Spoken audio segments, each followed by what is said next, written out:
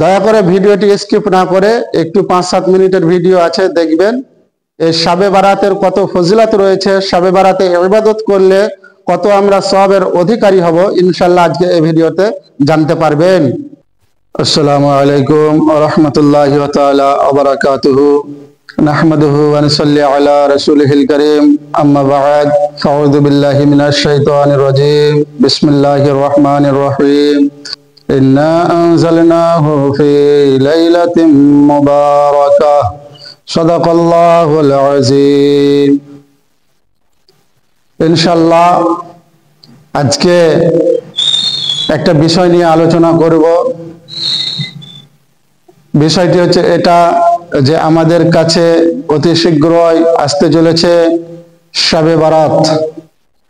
এই শবে বারাতের ফজিলত কত রয়েছে, এই রাতে যদি আমরা কেউ ইবাদত করি তো ইবাদতের কত গুরুত্বপূর্ণ রয়েছে, ইবাদত করলে আমরা কতটুকু আল্লাহকে সন্তুষ্ট করতে পারবো এবং কত কি হাসিল আমরা উপার্জন করব, ইনশাআল্লাহ একটু আলোচনা করে আপনাদেরকে শোনাবো।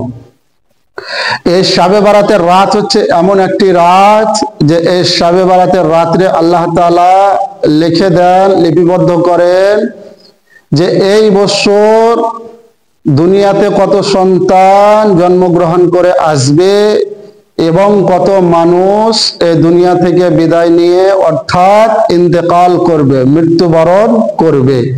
এই রাত্রে সেটি আল্লাহ তাআলা লিপিবদ্ধ করে দেন।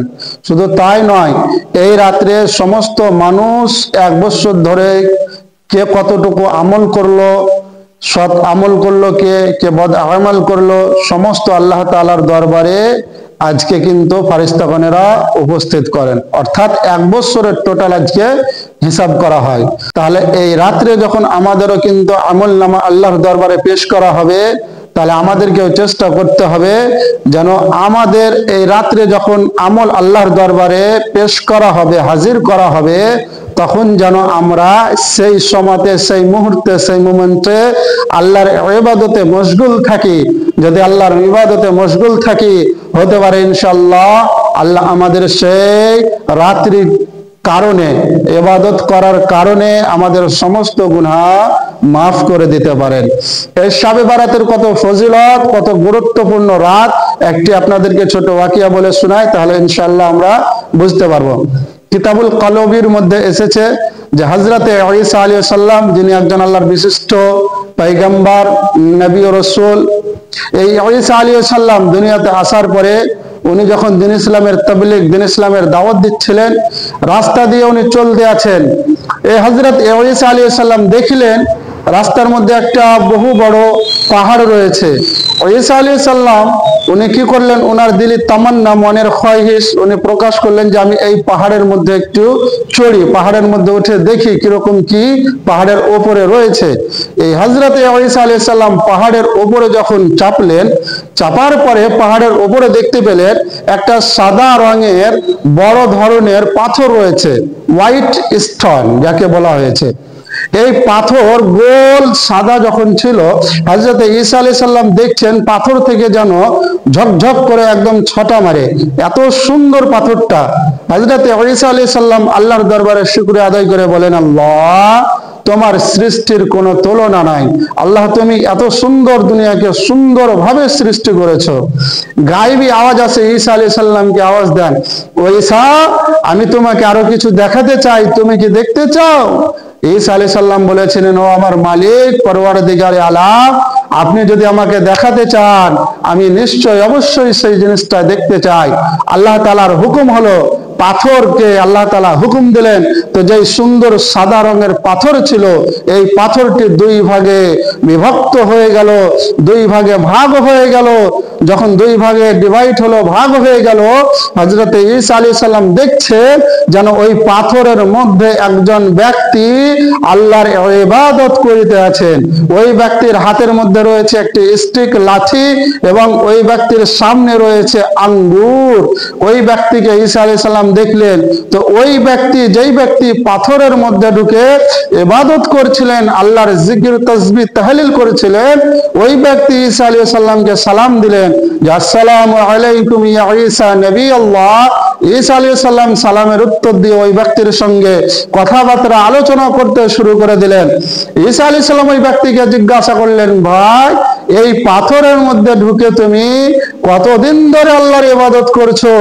ওই ব্যক্তি বলেছিলেন, ঈসা আলাইহিস সালাম শোনেন, এই পাথরের মধ্যে ঢুকে আমি 1 বছর নয়, 2 বছর নয়, বিগত 400 বছর ধরে আল্লাহর ইবাদত করেছি। সুবহানাল্লাহ, 400 বছর ধরে পাথরের মধ্যে ইবাদত।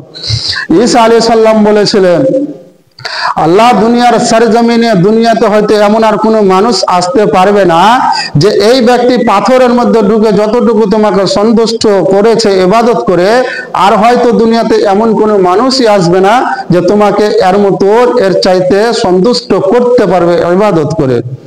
আল্লাহ তাআলা ঈসা আলাইহিস সালামকে বলেছিলেন, গায়বী আওয়াজ দিয়ে, ও ঈসা আলাইহিস সালাম শোনো, আমি শেষ জামানাতে আমার প্রিয় হাবিব রাসূল কায়নাত সাল্লাল্লাহু আলাইহি সাল্লামকে আমি দুনিয়াতে পাঠাবো, যেই নবীকে না তৈরি করলে কিছু তৈরি করতাম না, আসমান জমিন চন্দ্র সূর্য, এমনকি ঈসা আলাইহিস সালাম তোমাকেও তৈরি করতাম না, এমনকি ওই যে ব্যক্তি পাথরে ইবাদত করে তাকেও আমি তৈরি করতাম না। ঈসা শোনো, এই ব্যক্তি যে 400 বছর ধরে ইবাদত করছে, এই ব্যক্তি যতটুকু আমাকে সন্তুষ্ট রাজি না করতে পেরেছে, আমার আখিরি নবীর উম্মতদেরকে আমি একটি রাত দান করব, যে রাতটি হচ্ছে শবে বারাতের রাত, লাইলাতুল বারাতের রাত।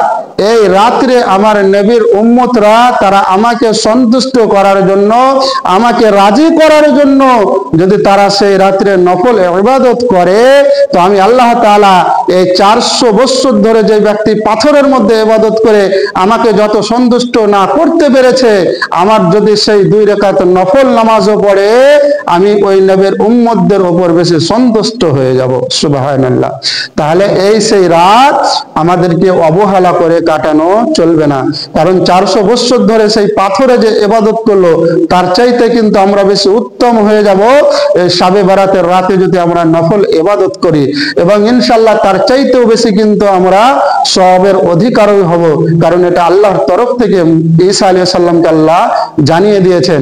তাহলে এই রাত্রিতে আমরা সবাই ইবাদত করব, এমন করব না যেন এই রাত্রিতে আমরা, অনেক সময় দেখা যায় বম বারুদ আপনার ফাটানো হয়, আপনার ফুলঝুরি ফাটানো হয়, এরকম কিন্তু আমরা হারাম কাজে যাব না। এই রাত্রিতে কিন্তু আমাদেরকে আল্লাহর ইবাদত করে কাটাতে হবে, যেন আল্লাহ ইবাদত করার তৌফিক দান করেন। আমিন। ভিডিওটি ভাই সবাইকে শেয়ার করে দিবেন, যেন সবাই জানতে পারে এই শবে বারাতের রাত্রে ইবাদত করলে কত ফজিলত রয়েছে। আল্লাহ তাআলা যেন আমাদের সবাইকে এই রাত্রে ইবাদত করার তৌফিক দান করেন। আল্লাহুম্মা আমিন।